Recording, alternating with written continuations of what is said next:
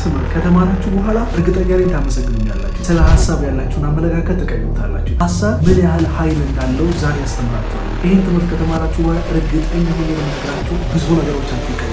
መንፈሳዊ ነገሮቻችሁ ይቀየራል። ከእግዚአብሔር ቃል አንስቼ የሀሳብን ኃይል አስተምራችኋለሁ። ሀሳብ የሚባለው ጉዳይ ራሱ መጽሐፍ ቅዱሳዊ ነው ወይ የሚለውንም ጉዳይ እናነሳለን። መጽሐፍ ቅዱስ ላይ ሰው በልቡ እንዳሰበ እንዲሁ ነው ይላል። ብዙ ጊዜ ይህን ትምህርት አንዳንድ ሰዎች በመናፍስታዊ ዓለምም አድርገው ሜዲቴሽን የሚለውን ጉዳይ እነሱም ቀይረውት ሜዲቴት አድርገው የሆነ የጨለማውን ዓለም አክሰስ ሲያደርጉ አይተናል። ግን ብዙ ጊዜ የጨለማው ዓለም ምንን ይጠቀማል ካላችሁ ከመንፈሳዊው ዓለም ኮርጆ ነው ብዙ ነገር የሚያደርገው በራሱ መፍጠር ስለማይችል ፈጣሪ ስላልሆነ መንፈሳዊው ዓለምን እየወሰደ እየኮረጀ ወደ ራሱ አርግቶ ስለሚሰራው እንጂ ሜዲቴሽን ዲማኒክ ጉዳይ ሳይሆን ሜዲቴሽን መጽሐፍ ቅዱሳዊ ነው። መጽሐፍ ቅዱሳዊ ከሆነ እንዴት አርግተን ስለ ሀሳብ መጽሐፍ ቅዱስ ምን ይላል የሚለውን ጉዳይ ብዙ ጥቅሶችን ሰጥቼ አስተምራችኋለሁ በጣም በአጭር ደቂቃ ውስጥ። ምሳሌ መጽሐፍ ላይ ሲናገር ሰለሞን እንደዚህ አለ፣ ሰው በልቡ እንዳሰበ እንዲሁ ነው አለ። ምን ማለት መሰላችሁ? ሰው በልቡ ደሃ ነኝ ብሎ ካሰበ እንደዛው ነው የሚሆነው። ሰው በልቡ አልችልም፣ ይሄ ነገር ከአቅሜ በላይ ነው ካለ በአካልም የሚሆነው ያ ነው። አይችልም፣ በፍጹም ያን ነገር መስራት አይችልም። ታዲያ ምንድነው ካላችሁኝ እችላለሁ ብሎ በልቡ ካሰበ ያን ነገር ከማድረግ የሚከለክለው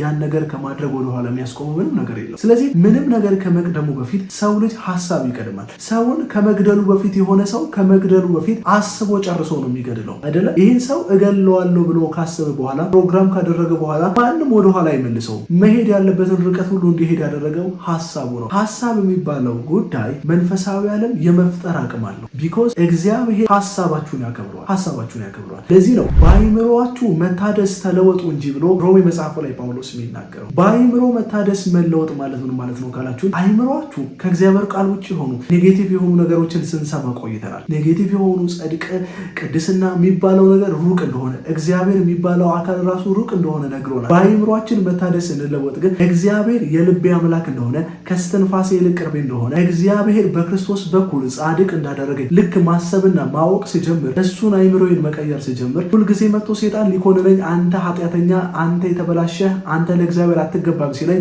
እኔ መጥቼ በእግዚአብሔር ሐሳብ ተሞልቼ የእግዚአብሔርን ሐሳብ እሱን ሐሳብ መናገር ሲጀምር ሴጣን መራበሽ ይጀምራል። የእግዚአብሔር ሐሳብ ጻድቅና ሕያው ሆኛለሁ፣ በክርስቶስ ኢየሱስ ሕያው ሆኛለሁ። አሁን ሙታን አይደለሁም። አሁን ኃጢአት አይገዛኝም።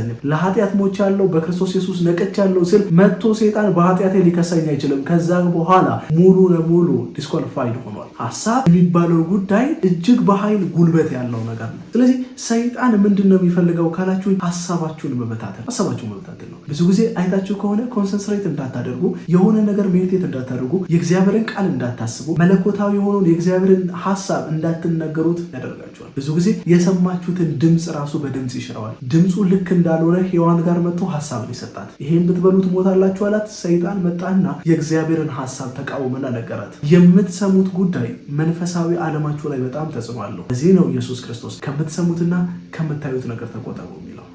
እያንዳንዱ ነገር ካልተጠነቀቃችሁ በህይወታችሁ ላይ ብዙ ፌላሪቲ ያጋጥማችኋል። ለዚህ ነው መጽሐፍ ቅዱስ ሲናገር አደራ ለሰሙ ነው። አደራ ለምን የህይወት መውጫ በዛ ናትና ልብህን አጥብቀህ ጠብቅ። አደራ ልብህን ጠብቅ። ህይወት መውጫው በዛ ናት። ቢኮዝ በሐሳብ በኩል ሰው ለመዘሞት ካሰበ ወደኋላ የሚከለክለው ሰው የእግዚአብሔርን ክብር ገልጣለሁ ብሎ ካሰበና ከእግዚአብሔር ሐሳብ ጋር ከተስማማ ማንም ያስቆመው ሰው የለም። ስለዚህ ሜዲቴሽናችሁን አስተካክሉ። ምንድን ነው የምታስቡት? ችግር ነው የምታስቡት? ኪሳራ ነው የምታስቡት? ውድቀት ነው የምታስቡት? ቢዝነስ ስለተጀምሮ ስትሉ ቀድማችሁ ያሰባችሁትን እሱ ናችሁ። እኔ ሲጀመር መሄድበት ሁሉ አይሳካለኝም፣ እኔ የምነካው ሁሉ አይሳካለኝም፣ እኔ ከገባው እሱ ናችሁ። አስባችሁ የተናገራችሁትን እሱ ናችሁ። ስለዚህ ሐሳባችሁን አስተካክሉ። ሐሳቡ ጤናማ የሆነ ሰው ሩቅ መሄድ ይችላል። ሐሳባችሁ እስቲ ይበላሽ፣ እስቲ ዝም ብላችሁ የሆኑ ነገር እስቲ ምድራዊ ነገር አስቡ።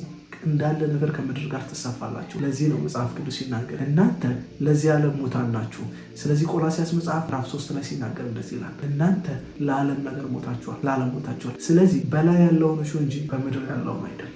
3 ላይ የክርስቶስ ኢየሱስን ሕያውነት ከተናገረ በኋላ 4 ላይ አሁን ከሞታችሁ በጥምቀቱ ከእሱ ጋር ከተስማማችሁ አሁን በላይ ያለውን አስቡ። ሄቨን ዓለም እንዲገለጥላችሁ ትፈልጋላችሁ? ኤንጀሊክ ዓለም፣ ሄቨንሊ ዓለም፣ የኢየሱስ ክርስቶስ ፊት፣ የክብሩ ፊት፣ ብርሃኑ ደመና ውስጥ መግባት ትፈልጋላችሁ? በላይ ያለውን እሹ።